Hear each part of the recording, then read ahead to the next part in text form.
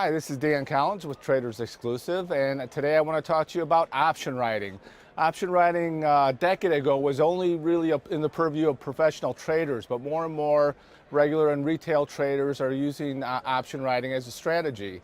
The reason is you can make a lot of money. The one downside to option writing is, people say you're picking up nickels in front of a steamroller, which is true, and it's fine as long as you don't get run over by the steamroller.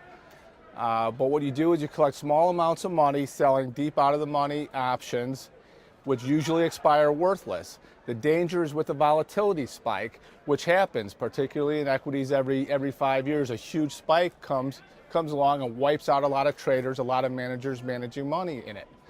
One way to avoid this is to take a more diversified approach to option writing. A lot of traders simply will only trade equity options. The problem with that is if you want to continually trade every 30 days, write options every 30 days, in a low volatility environment, you have to get a little bit closer to the fire to make money. You have to get closer in, and then when that volatility spike happens, you don't have as much protection. A good way to avoid this is to take a diversified approach and look at all markets. As editor of Futures Magazine, every summer I had a trader write a story about coffee.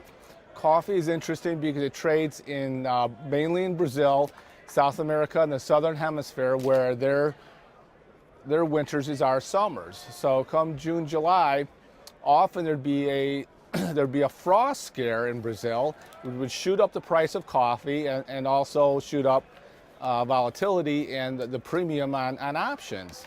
A trader had noticed that also in Brazil, a lot of the coffee crops had moved to a lower altitude and there was not that much risk of a frost.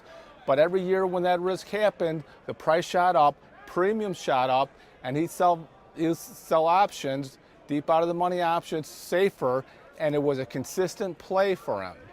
And that was very, very helpful. And every year, almost every year, that played out again and again. Prices would go up, premiums would go up, sell it, nothing really would happen.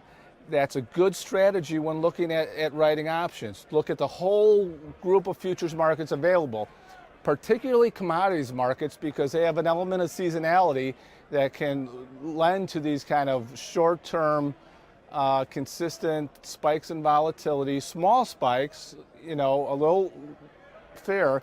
And often that rising volatility, those higher premiums will persist after the danger is gone. So you have a value play right there, which is very important. And I mean, going forward right now, we're in the beginning of the planting season, and there's some fear out there that a cold, wet spring is going to make it hard for plants to get in the ground, may cause prices to go up. There could be an opportunity there. But the idea with option writing is to look for these opportunities in the market.